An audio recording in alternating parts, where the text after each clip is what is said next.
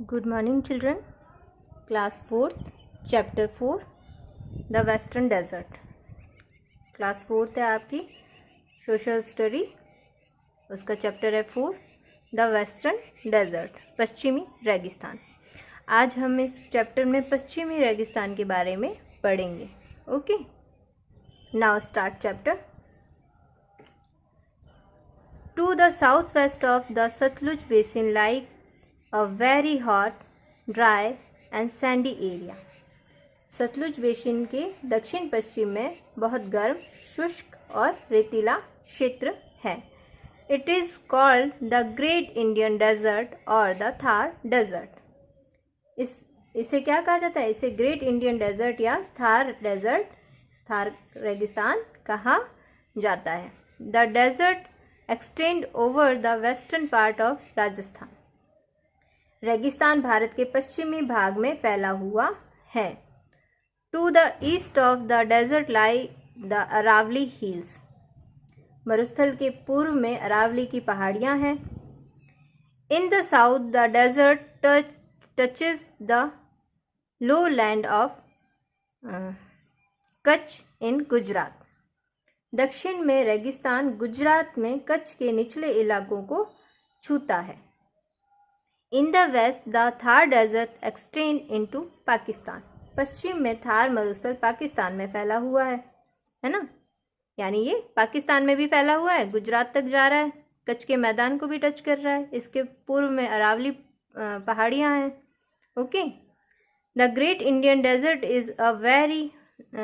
Is a vast stretch of sand dotted with sand dunes and sand hills. Great Indian Desert रेत के टीले और रेत की पहाड़ियों से युक्त रेत का विशाल खंड है. The sand dunes and hills keep on shifting from one place to another. और रेत के टीले और पहाड़ियाँ एक जगह से दूसरी जगह खिसकती रहती हैं. वहाँ पे हवाएं और आंधियाँ बहुत तेज चलती हैं ना, इस वजह से ऐसा होता है. Frequent dust storm push the sand dunes to distant place. बार बार रेत के टीले और पहाड़ियाँ जो एक जगह से दूसरी जगह खिसकती रहती हैं, बार बार आने वाली धूल भरी आंधी रेत के टीले को दूर दूर तक ढकेल देती है. यानी ऐसा क्यों होता है? वहाँ पे बहुत तेज आंधियाँ चलती है, बहुत तेज हवाएं चलती हैं, इस वजह से वो रेत के टीले एक जगह से दूसरी जगह पर ट्रांसफ़र होते रहते हैं, उनको अपनी जगह चेंज करते रहते हैं. Okay. The climate of the desert region of extreme type. मरुस्थलीय क्षेत्रफल की जो जलवायु है वो चरम प्रकार की होती है. In summer the days are extremely hot. गर्मियों में क्या होते हैं? दिन बहुत ही बेहद गर्म होते हैं. And the night are cold. और रातें ठंडी होती हैं. गर्मियों में वहाँ के दिन क्या होते हैं? बहुत ज़्यादा गर्म होते हैं और रातें बहुत ठंडी होती हैं. इन विंटर, सर्दियों में, the days are warm and the nights are cold. और सर्दियों में क्या होता है? दिन तो होते हैं गर्म और रातें होती है ठंडी. Okay, rainfall is very scanty. वर्षा बहुत कम होती है. वहाँ पे बारिश रेगिस्तान में बहुत ही कम होती है. Some places do not have rainfall for many years. कुछ स्थानों पर बरसों से वर्षा नहीं होती है. Okay, the Sahara desert in North Africa is the largest desert in the world. उत्तरी अफ्रीका का सहारा जो मरुस्थल है वो विश्व का सबसे बड़ा मरुस्थल है. It receives the maximum sunshine with an annual average of 97% in over 43,000 hours in eastern part of the desert. ये रेगिस्तान के पूर्वी भाग में सबसे बड़ा मरुस्थल तो है. उत्तरी अफ्रीका का जो सारा मरुस्थल है वो सबसे बड़ा मरुस्थल है. और ये रेगिस्तान के पूर्वी भाग में 43,000 से अधिक घंटों में 97% या 97% की वार्षिक औसत के साथ अधिकतम धूप प्राप्त करता है. यहाँ पे बहुत ज़्यादा गर्मी पड़ती है. scarcity of water and scorching heat has kept the desert region barren. क्या होता है कि पानी की किल्लत यानी पानी की कमी और भीषण गर्मी ने मरुस्थल को बंजर बना दिया। यहाँ पे बारिश होती नहीं है, बहुत ही कम होती है, बहुत ज़्यादा गर्मी पड़ती है ना। तो उस वजह से क्या है, यहाँ की जो ज़मीन है वो बंजर है। Okay, a few shrub or plants with thick fleshy stem or stern trees like babul, kinkar, cactus, prickly pear grow here. बबूल, किंकर, कैक्टस और कांटेदार नाशपाती जैसे कुछ झाड़ियाँ या पौधे जिनमें मोटे आकर्षक तने या बौने पेड़ होते हैं, है ना। Most shrub have a long root and few shining leaves. और अधिकांश झाड़ियों में लंबी जड़ें और कुछ चमकदार पत्तियाँ होती है। एट सम प्लेसेस, कुछ स्थानों पर, where underground water come to the surface as a spring. कुछ स्थानों पर क्या है, कुछ स्थानों पर जहाँ भूमिगत जल झरनों के रूप में सतह पर आता है। Okay, underground water, surface as the spring, झरनों के रूप में भूमिगत पानी जो ऊपर आता है। Clusters of tall plum trees, उससे क्या होता है, ऊंचे ताड़ के पेड़। एंड सम ग्रासेस ग्रो, उससे क्या होता है, ऊंचे घास, ताड़ के पेड़ और कुछ घास उगते हैं। ये जो इस टाइप के भूमिगत जल जो ऊपर आता है रेगिस्तान के आसपास में, जब जो पुराने कोई तालाब या नदियाँ, झीलें जो उनमें भूमिगत जल ऊपर आता है, तो वहाँ का आसपास का एरिया जो है वहाँ पे कुछ घास और ये उग जाते हैं। Okay, such a fertile track is known as an oasis. इस तरह के उपजाऊ पद को ओएसिस के रूप में जाना जाता है। Most of the villages in desert came up around such case. मरुस्थल के अधिकांश गांवों में ऐसे मामले सामने आए हैं, है ना, कि जहाँ पे इस टाइप की ज़मीन होती है, वहाँ पे भूमिगत पानी ऊपर आता है और वहाँ पे कुछ फसलें भी होती है। They grow millets and a few pulses for their consumptions. वे अपने उपभोग के लिए बाजरा और कुछ दालें उगाते हैं। Okay, next, desert soil is very fertile. रेगिस्तानी मिट्टी जो होती है वो बहुत ही उपजाऊ होती है। Due to storage of water most of the land lies waste. रेगिस्तान की मिट्टी तो क्या होती है, बहुत उपजाऊ होती है, लेकिन पानी की कमी के कारण अधिकांश भूमि बंजर पड़ी है क्योंकि पानी नहीं है वहाँ पे। हाउवर, हालांकि, the scene is changing now. हालांकि क्या है, अब सीन बदल रहा है। Government has construct the Indira Gandhi canal in this desert. अब क्या है, इसकी सूरत बदल रही है क्योंकि सरकार जो है, इस मरुस्थल में सरकार ने इंदिरा गांधी नहर का निर्माण कराया है। It is a big irrigation project. ये एक बड़ी सिंचाई परियोजना है। Water has been brought from the Sutlej river. Sutlej नदी से पानी लाया गया है। इंदिरा गांधी नहर में पानी कौन सी रिवर से आ रहा है, सतलुज रिवर से आ रहा है। This canal has turn huge wasteland into a greenery. इस नहर ने विशाल बंजर भूमि को अन्न भंडार में बदल दिया है। Wheat, maize, jowar, bajra and pulses are grown here. यहाँ गेहूँ, मक्का, जवार, बाजरा और दालें उगाई जाती हैं। Camel is a very useful animal in the desert. ऊँट रेगिस्तान में सबसे उपयोगी जानवर है। It is used as a beast of burden and for transportation. रेगिस्तान में ये ऊँट जो है रेगिस्तान में बहुत ही उपयोगी जानवर है और इसका उपयोग बोझ के जानवर और परिवहन के लिए किया जाता है। It can survive without food and water for many day in the desert. ये रेगिस्तान में बिना भोजन और पानी के कई दिनों तक जीवित रह सकता है। It can move easily through hot sand because of its large padded feet. ये अपने बड़े गद्देदार पैरों के माध्यम से आसानी से आगे बढ़ सकता है। It is therefore called the ship of the desert. इसीलिए इसे रेगिस्तान का जहाज कहा जाता है। डिड यू नाउ, क्या आपको पता है? Desert are not always sandy and hot. रेगिस्तान हमेशा रेतीले और गर्म नहीं होते हैं। There are rocky and cold desert also in the world. दुनिया में चट्टानी और ठंडे रेगिस्तान भी हैं।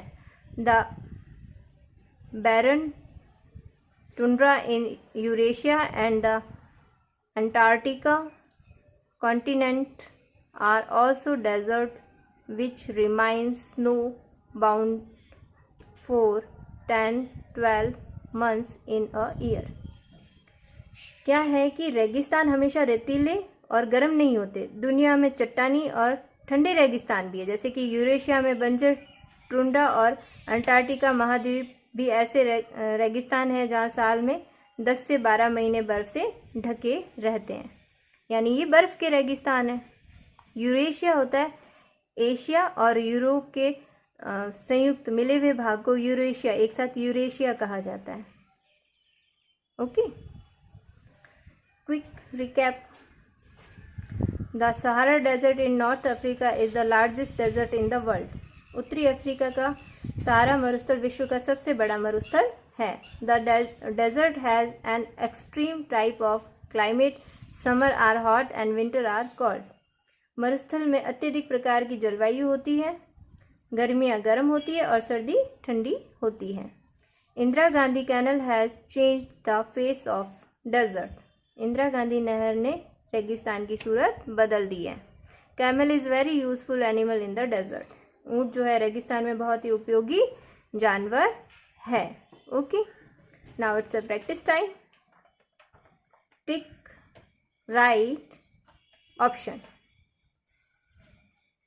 In the south, the desert touched the lowland of Kutch in। दक्षिण में रेगिस्तान कच्छ के निचले इलाकों को छूता है।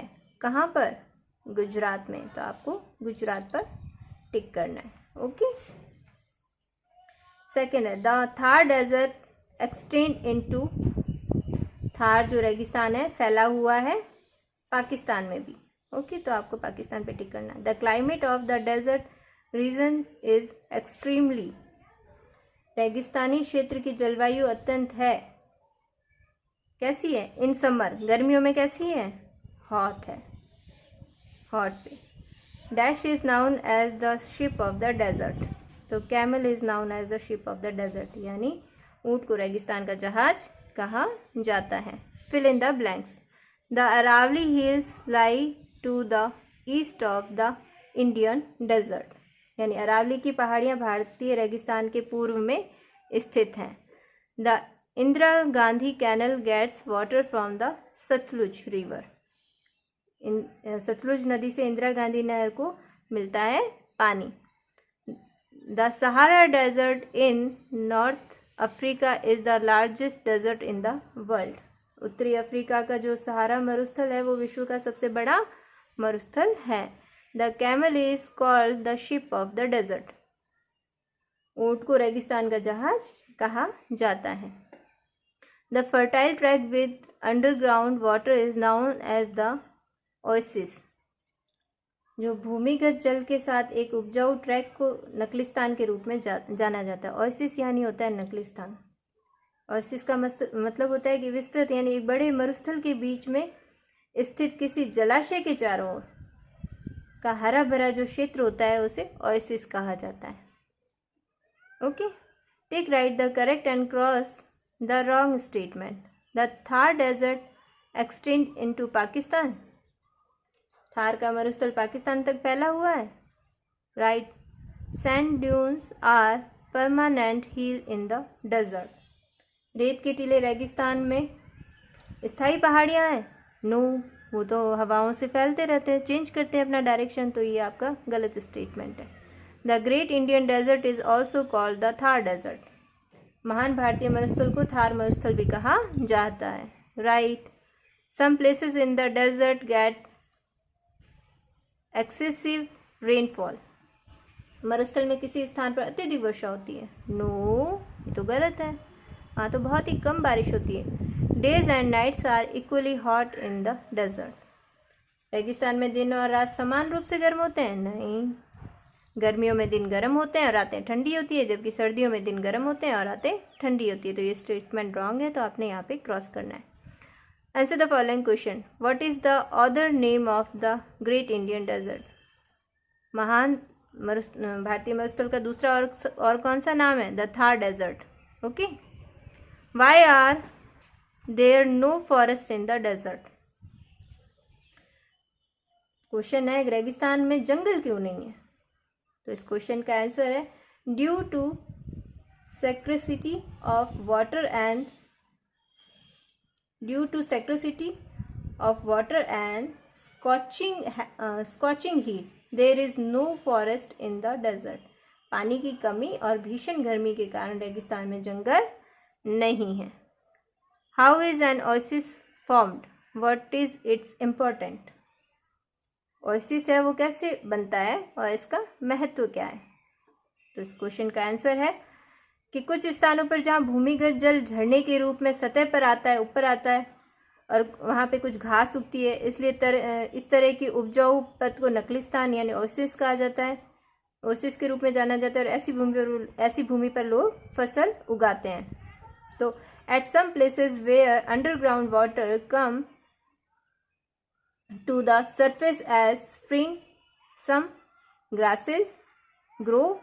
Such a fertile tract is known as an oasis. People grow crops on such land. इस तरह की भूमि पर लोग फसल उगाते हैं। How does the Indira Gandhi Canal help the people of the desert? Indira Gandhi नहर रेगिस्तान के लोगों की कैसे मदद करती है? उसका आंसर होगा the Indira Gandhi canal has turned wasteland into a greenery. It is a big irrigation project. Wheat, maize, jawar, bajra are grown here. Indira Gandhi नहर ने विशाल पश्चिमी भूमि को हरियाली में बदल दिया है और यह एक बड़ी सिंचाई परियोजना है। यहाँ गेहूँ, मक्का, जवार, बाजरा और दालें उगाई जाती है। Why is the camel called the ship of the desert? ऊँट को रेगिस्तान का जहाज क्यों कहा जाता है? ऊँट को रेगिस्तान का जहाज इसलिए कहा जाता है क्योंकि ये बहुत ही उपयोगी जानवर है। ये रेगिस्तान में बिना भोजन और पानी के कई दिनों तक जीवित रह सकता है, इसलिए इसे रेगिस्तान का जहाज कहा जाता है। Camel is a very useful animal in the desert. It can survive without food and water from many days in the desert. It is therefore called the ship of the desert. Okay, thank you. Thanks for watching this video. Please like and subscribe our YouTube channel eShiksha Rajasthan, and please like our Facebook page. Thank you.